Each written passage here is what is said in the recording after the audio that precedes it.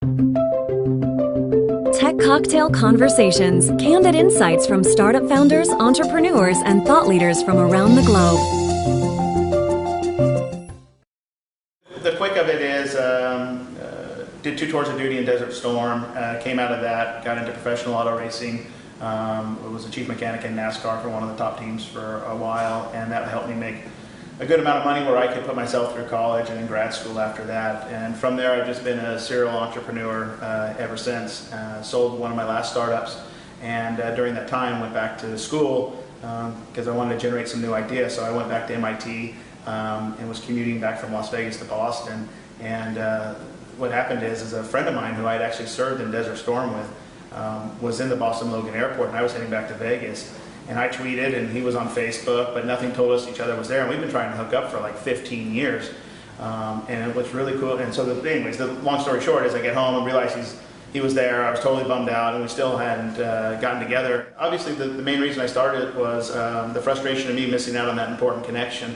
So I literally started it that night after that happened to me. But it's evolved to much more than that. I mean, I look at it as we're a platform.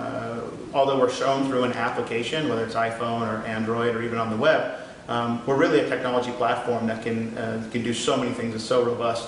And in that is to help solve the problem of us missing out on things in life. To me, search is dying. I don't want to have to keep going in and searching on my phone for things to do, people to see, go to my social networks to try to keep up with everybody. I want my phone to tell me when those important things in my life are around me, no matter if I'm at home or if I'm traveling like here in Austin.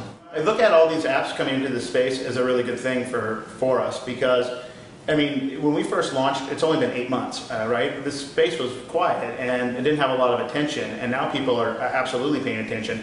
But as far as distancing ourselves, I mean, the biggest thing, number one, is that we're cross-platform. You know, we're just not on iOS, we're on Android and on the web. We're also we're not just on Facebook, we're also on multiple social networks. So we're on Twitter, we're on Instagram, Foursquare, LinkedIn, and on and on. Banjo also gives you the power to be in multiple places at once. So it's not just about what's nearby on 1 or 2 social networks. It's about, you know, you're from San Francisco or you're from Boston. It's about being able to go to Boston or these other important where news events are happening and see live on the ground action in real time with people sharing on Instagram or on Facebook. And so it's really cool in that way. The other aspect is that our interests change. And so while some might focus on just, you know, you have this one thing in common and this person has this thing in common, so therefore you're a match. No, I don't believe that. I believe that our interests change as we change. And so, like when I flew here to South by Southwest, my interest when I'm at home might be NASCAR and the Dropkick Murphys, but when I come here, I might be looking up Springsteen. So I type in Springsteen in Banjo, and it allows me to see everybody that's here across any of the social networks that are talking about Springsteen, sharing photos of Springsteen, but also that might have had Springsteen as one of their things that they liked in one of their many social network bios. Not the one that was just created on Banjo, but one that we were able to see and find. So it's really that true place, that human connection engine that Banjo's building. So that's what I mean by it's a platform. It's not just an application. To me, it was when I first started this, from that idea of not missing out on my friend, the hardest thing about doing anything in the social space is you have the zero user problem. What that means, quite frankly, is you start and there's nobody there. And then a couple people come, but then they got to get all their friends to come. And then they got to get their friends to come. And if you've seen many of the social companies that have started, they failed because they've never been able to overcome the zero user problem. So with Banjo, the minute you open it up, you automatically, before you even add any of your friends or any of your social networks, you see the entire social community. And so you can see what people and what events are happening, what's valuable to you. And as you add your other social networks in, then your friends, you can start sorting by your friends and where they're at so you can get those important notifications.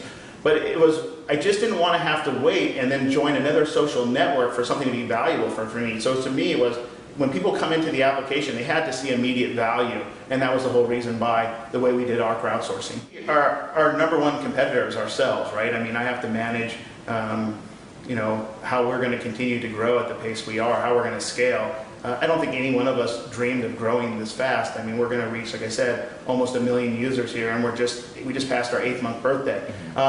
So it's really competing against ourselves, if you will. We always just have a competitive spirit internally of moving very quick, and then like in auto racing, it's not just about moving with speed, but it's moving with precision. and getting feedback. So in auto racing, it's feedback from the car and the driver telling you what to do. From us, it's almost our million users telling us all the time. These are things they'd like to see, things that would make a difference for them. And it's the speed and execution at which our team can turn those things out that is the big differentiator between us and the crowd. I think people hear us talking about social superpowers a lot, giving you that ability to be in two places at once. I know the news has been using Banjo a lot lately when either a natural disaster like the tornadoes happen or some event happens at a mall that they can't be at. They can put themselves in that place at once. So there's going to be a lot more about you being able to put yourself in a different place and kind of be prepared before you go there. It's got to be the non-stop. I mean, again, I don't want to keep always going back to auto racing, but I mean, I'm an adrenaline guy, right? I mean, people who know me know that I race cars, race dirt bikes. I like to do anything that's really, really fast. And in startup life, especially in this space, you have to move extremely fast. It's all about execution.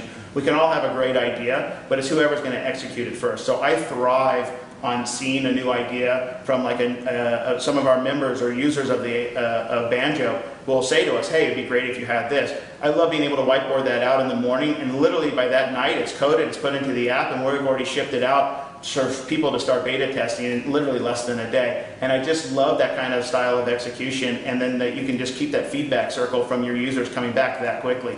So to me, that's number one. Don't get bogged down with worried about having to try to raise money and trying to monetize too quickly. I meet with so many entrepreneurs today that say, well, I've got to do this and compromise on my startup in order to raise money, or I have to compromise on the dream of what our startup was supposed to be to monetize. And I always just tell them, you need to follow what your dream is, because if you're not passionate about what you're doing, no matter how much money you raise, it doesn't matter. You're number one, it's probably not going to be successful, but number two, you have to be true to yourself, right? And so, I mean, you have to raise money in order to go on, obviously, but it's about not compromising with yourself and your beliefs, and just staying true. And so that's probably the number one thing I tell people.